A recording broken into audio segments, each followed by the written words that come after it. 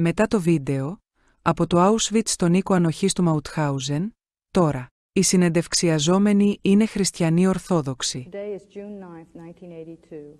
I am here to interview Marina Polvay, who is a survivor and a protector of the Nazi Holocaust. I am doing this under the auspices of the Southeastern Florida Holocaust Memorial Center, Inc.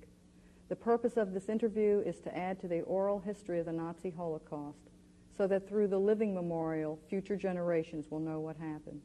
With this knowledge, hopefully, we can prevent any such occurrence in the future. Marina, tell me where you were born. I was born in Siberia, in Krasnoyarsk. Which is near? Well, Krasnoyarsk, near Omsk, Tomsk, Irkutsk. It is in Siberia. And how long did you live there? I was a year old when my family left there. And where did they go? They went to Ukraine, to a small town named Vinnytsia. And it's near Kiev. It was my mother, my stepfather, and my two brothers. And you lived there for how long? Till 1934. I was 6 years old when we left Russia and fled to Hungary, to Budapest. My father was a physician. He became a professor at Kiev University. And then he was accused by the Stalin regime of being a spy, a Hungarian spy. And he and my two brothers, who were much older than I was, were executed. My mother had the foresight, instead of staying in Russia, to flee Russia and go to Budapest.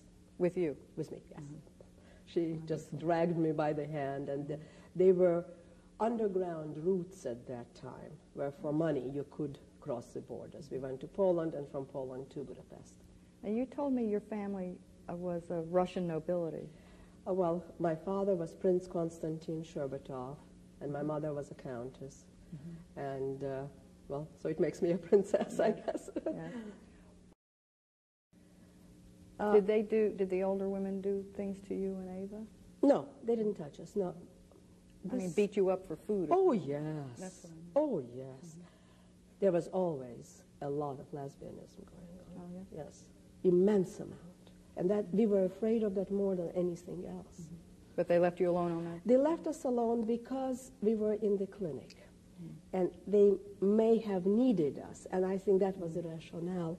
And they didn't touch us that way. Also, of course, there were houses of prostitution for the German officers, for the Lithuanian officers, and that was the biggest horror we had. And we talked a lot about it with other young girls. There were other young girls like us, but predominantly the women were older. To us, 25, 30 were old women. Yes, I wish I was 30 now. And they talked about the house of prostitution. And Ava and I said, if that would happen, then we would kill each other.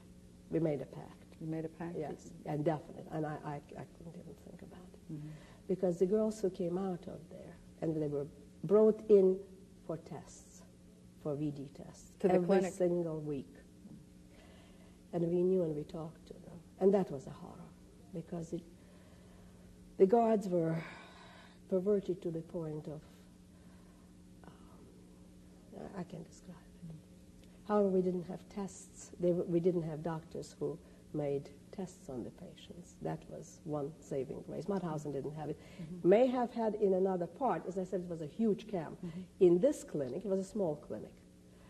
They didn't operate, or they didn't make any tests. Experiments. Experiments, yes. Sorry. That's all right. Experiments, yes. The tests they gave for VD, though, they had Oh, that. yes. Every single week. Some of these women, excuse my language, were whores. And they reveled in it. They loved it. Before they were brought in, you know? Oh, no. They became there. Whores? Well, they were fed. Oh. They had their boyfriends. They had German, and Lithuanian, and Latvian, and Ukrainian boyfriends, and Polish boyfriends. And they said, oh, you don't know what you're missing, kid. The others were totally destroyed, morally and physically, and in all ways. And this is what I saw, and I said, I could never survive it, of course, because of my upbringing. I still thought babies were born by kissing, so I found out in the camp that they weren't. And some of them were pregnant, and the doctors did perform abortions on them. And of course, there was no anesthetic. So, and we assisted. Were some of the women Jews? Oh, yes, a lot of them. And there were Jewish girls who reveled in it. All they were thinking about were their boyfriends and their food. And their food. And their clothes, and that they will be liberated. They will not be killed or taken to lime pits. And others told them, don't you think that you're just deluding yourself? You will be the first. Oh no, Hansi or Schwanzi or whatever loves me, Fritzi, loves me. He will save me.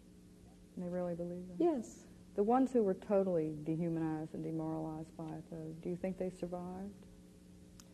I think some did, yes. But they probably were scars forever. You can't get over something like that. No, you can't. What kind of food were you given? Well, there was bread.